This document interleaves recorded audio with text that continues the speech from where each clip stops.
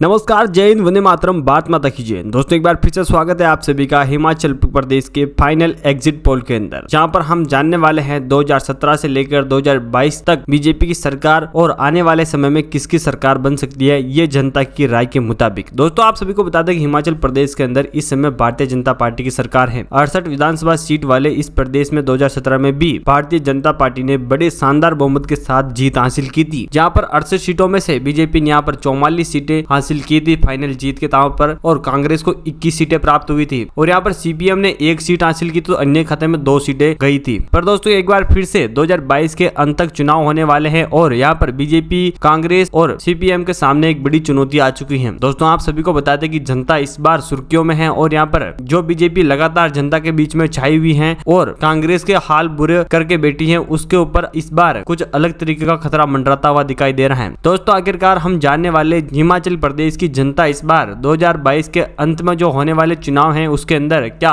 BJP को फिर से अपने राज्य में एक मौका देगी, या फिर कांग्रेस इस बार सत्ता में पलटवार करेगी। दोस्तों यहाँ पर ये बड़ी पार्टियां दोनों ही इस बार जंग के मैदान में उतर चुकी हैं और बेहद जल्दी चुनाव के इंतजार में हैं। तो दोस्तों आखिरकार जनता के मुताबिक आने वाले विधानसभा चुनाव के अंदर क्या फिर से बीजेपी सत्ता में आएगी, या फिर कांग्रेस इस बार सत्ता में पलटवार करेगी? आपका इस बारे में क्या मानना है, हमारे कमेंट बॉक्स में आकर जरूर बताएगा। और दोस्तों अभी तक आपने चैनल को नीचे लाल बटन दबा के सब्सक्राइब नहीं किया है तो जल्दी से लाल बटन दबा के चैनल को सब्सक्राइब कर लो और बेल आइकन को ऑल पे प्रेस कर लें, क्योंकि दोस्तों इस समय आपको आने वाले और भी तमाम छोटे से बड़े अपडेट हमारे इसी चैनल के ऊपर मिलते रहेंगे। तो यहाँ पर जानते हैं पूरा ओपिनियन पोल क्या रहेगा। यहाँ पर तो पहले जिले के बारे में बात करें, यहाँ पर तो बिलासपुर की बात करें तो बिलासपुर के अंदर 4 विधानसभा सीटें हैं, और 4 विधानसभा सीटों में से यहाँ पर बीजेपी शुरुआती बहुमत 2 सीटें हासिल कर सकती है, तो कांग्रेस को भी यहाँ पर शुरुआत में 2 सीटें प्राप्त हो सकती है, और अन्य खाते में 0 सीट देखने को मिल सकती है। और इसी के साथ हम अगले जिले के बारे में बात कर लेते हैं। यहाँ पर चंबा की बात करें, चंबा के अंदर 5 विधानसभा सीटें, और 5 विधानसभा सीटों में से यहाँ पर बीजेपी जनता के मुताबिक 3 सीटें हासिल कर सकती है शुरुआती बहुमत, जहाँ पर कांग्रेस को भी जनता के मुताबिक 2 सीटें प्राप्त हो सकती है, और अन्य खाते में यहाँ पर 0 सीट देखने को मिल सकती है। हिमाचल प्रदेश की हम 68 में से 9 सीटों के बारे में बात कर चुके हैं, और 9 सीटों में से यहाँ पर बीजेपी को 5 सीटें शुरुआती बहुमत मिलता हुआ दिखाई दे रहा है, जबकि कांग्रेस भी यहाँ पर 4 सीटें हासिल कर सकती है, और अन्य खाते में 0 सीट जा सकती है। दोस्तों इसी के साथ हम अगले जिले के बारे में बात कर लेते हैं। यहाँ पर हमीरपुर की बात करें तो हमीरपुर के अंदर 5 विधानसभा सीटें यहाँ पर भी, और 5 विधानसभा सीटों में से देखा जाए तो बीजेपी यहाँ पर 5 में से 3 सीटें हासिल कर सकती है, जबकि दोस्तों यहाँ पर कांग्रेस खाते में 2 विधानसभा सीटें जा सकती हैं, और अन्य खाते में 0 सीट देखने को मिल सकती है। हिमाचल प्रदेश की हम 68 में से 14 सीटों के बारे में बात कर चुके हैं, और 14 में से यहाँ पर बीजेपी जहाँ पर 8 सीटें हासिल कर सकती है, तो वहीं पर जनता के मुताबिक कांग्रेस भी 6 सीटें हासिल कर सकती है, और अन्य खाते में 0 सीट देखने को मिल सकती है। इसी के साथ दोस्तों हम अगले जिले के बारे में बात कर लेते हैं। यहाँ पर कांगड़ा की बात करें तो कांगड़ा के अंदर 15 विधानसभा सीटें देखने को मिलती है। 15 में से यहाँ पर बीजेपी 8 विधानसभा सीटें हासिल कर सकती है, जहाँ पर कांग्रेस को भी 7 विधानसभा सीटें मिल सकती है, और अन्य खाते में 0 सीट देखने को मिल सकती है। हिमाचल प्रदेश के हम 29 सीटों के बारे में बात कर चुके हैं, और 29 सीटों में से यहाँ पर बीजेपी खाते में 16 सीटें देखने को मिल सकती है, जहाँ पर कांग्रेस भी 13 सीटें हासिल कर सकती है, और अन्य खाते में 0 सीट देखने को मिल सकती है। दोस्तों इसी के साथ हम अगले जिले के बारे में बात करें। यहाँ पर किन्नौर की बात करें तो किन्नौर के अंदर 1 ही विधानसभा सीट, और 1 ही विधानसभा सीट यहाँ पर बीजेपी खाते में जा सकती है जनता के मुताबिक, जहाँ पर कांग्रेस और अन्य खाते में 0 सीट देखने को मिल सकती है। हिमाचल प्रदेश के हम 30 विधानसभा सीटों के बारे में बात कर चुके हैं, और 30 विधानसभा सीटों में से यहाँ पर बीजेपी को यहाँ पर 17 सीटें प्राप्त हो सकती है, तो कांग्रेस को भी यहाँ पर जनता के मुताबिक 13 सीटें मिल सकती है, और अन्य खाते में 0 सीट देखने को मिल सकती है। दोस्तों इसी के साथ हम अगले जिले के बारे में बात करें। यहाँ पर कुल्लू की बात करें तो कुल्लू के अंदर 4 विधानसभा सीटें हैं। 4 में से यहाँ पर बीजेपी को 3 सीटें प्राप्त हो सकती है, कांग्रेस को यहाँ पर 1 सीट मिल सकती है, और अन्य खाते में 0 सीट जा सकती है। हिमाचल प्रदेश की हम 34 सीटों के बारे में बात कर चुके हैं। 34 में से बीजेपी को यहाँ पर 20 सीटें प्राप्त हो सकती है, और यहाँ पर कांग्रेस को भी जनता के मुताबिक 14 सीटें मिल सकती है, और अन्य खाते में 0 सीट देखने को मिल सकती है। दोस्तों इसी के साथ हम अगले जिले के बारे में बात करते हैं। यहाँ पर लाहौल और स्पीति की बात करते हैं। यहाँ पर 1 विधानसभा सीट है। 1 विधानसभा सीट यहाँ पर सीधा हाथ बीजेपी का हाथ जा सकती है, और यहाँ पर कांग्रेस और अन्य पार्टी खाते में 0 सीट देखने को मिल सकती है। हिमाचल प्रदेश के 35 सीटों की जनता के मुताबिक बात करते हैं। यहाँ पर 35 सीटों की जनता यहाँ पर 21 सीटें बीजेपी खाते में जा सकती है, तो जनता के मुताबिक कांग्रेस को यहाँ पर 14 सीटें मिल सकती है, और अन्य खाते में 0 सीट देखने को मिल सकती है। दोस्तों इसी के साथ हम अगले जिले के बारे में बात कर लेते हैं। यहाँ पर मेंडी की बात करें तो मेंडी के अंदर 10 विधानसभा सीटें हैं। 10 विधानसभा सीटों में से यहाँ पर बीजेपी जनता के मुताबिक शुरुआती बहुमत 7 सीटें यहाँ पर हासिल कर सकती है, कांग्रेस को भी जनता के मुताबिक 3 सीटें प्राप्त हो सकती है, और अन्य खाते में 0 सीट देखने को मिल सकती है। हिमाचल प्रदेश की हम 45 सीटों के बारे में बात कर चुके हैं, और 45 सीटों में से यहाँ पर बीजेपी खाते में 28 सीटों का बहुमत जा सकता है, जहाँ पर कांग्रेस को 17 सीटें प्राप्त हो सकती है, और अन्य खाते में 0 सीट देखने को मिल सकती है। दोस्तों इसी के साथ हम अगले जिले के बारे में बात कर लेते हैं। यहाँ पर शिमला की बात करें तो शिमला के अंदर 8 विधानसभा सीटें, और 8 विधानसभा सीटों में से यहाँ पर बीजेपी की बात करें तो बीजेपी 5 सीटें हासिल कर सकती है, जहाँ पर कांग्रेस को भी 3 विधानसभा सीटें प्राप्त हो सकती है, और अन्य खाते में 0 सीट देखने को मिल सकती है। हिमाचल प्रदेश की हम 68 में से 53 सीटों के बारे में बात कर चुके हैं, और 53 में से यहाँ पर बीजेपी खाते में